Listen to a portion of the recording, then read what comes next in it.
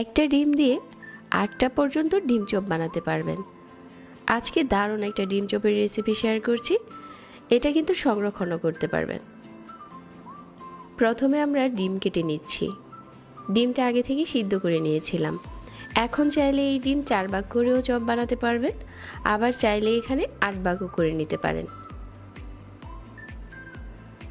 কিছু আলু গরম থাকা অবস্থাতে খুব ভালো করে ম্যাশ করে নিচ্ছি। আলুটা গরম থাকা অবস্থায় ম্যাশ করতে হবে, তা না হলে কিন্তু আলুর মাঝে গুটি থেকে যায়। আলুটা খুব ভালো ম্যাশ হয়েছে। এখন আমরা এই আলুর পুরটা রান্না করে নিচ্ছি। চুলায় প্যান বসিয়ে 1 টেবিল চামচ রান্নার তেল আর 4-5টার মতো পেঁয়াজ কুচি দিয়ে দিচ্ছি। তেলের সাথে পেঁয়াজটা একটু নরম করে ভেজে নিচ্ছি। পেঁয়াজটা যখন কিছুটা ভাজা হয়ে গেছে, এ পর্যায়ে চুলার আঁচটাকে কমিয়ে 1/2 চা চামচ আদা রসুন বাটা দিয়ে দিলাম। আদা রসুন বাটাটা কিছুক্ষণ নেড়েচেড়ে মিশিয়ে এখানে 1/4 চা চামচ করে দিয়ে দিচ্ছি গুঁড়া মশলা, মরিচ, হলুদ, ধনিয়া আর ভাজা জিরার গুঁড়া।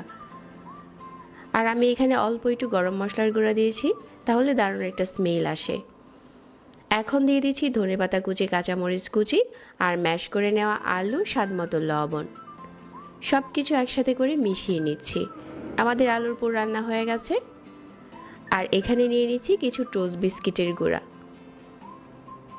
এটা আমরা চিনি ছাড়া যেই টোস্টটা খাই ওই টোস্ট বিস্কুটের গুঁড়া। একটা ডিম ফেটিয়ে নিয়েছি। আলুর পুরটা ঠান্ডা হয়ে গেছে। এখন এখান থেকে নিয়ে প্রথমে হাত দিয়ে এরকম চ্যাপটা করে নিয়েছি, আর মাঝ বরাবর এরকম করে ডিমের স্লাইসটা দিয়ে সাইড থেকে এরকম লম্বা করে বানিয়ে নিচ্ছি।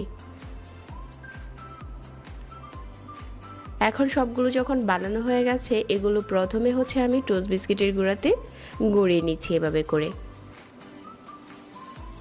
তারপর ডিমে ডুবিয়ে নিচ্ছি।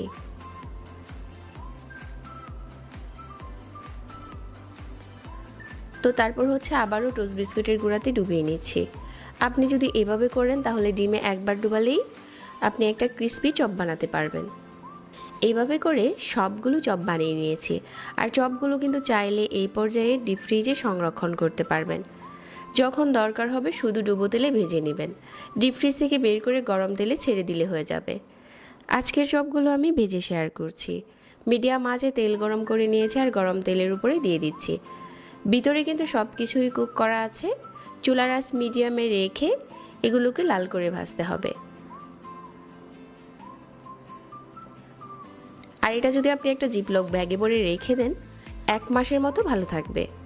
চাইলে একদিন একটু বেশি করে বানিয়ে সংরক্ষণ করতে পারেন।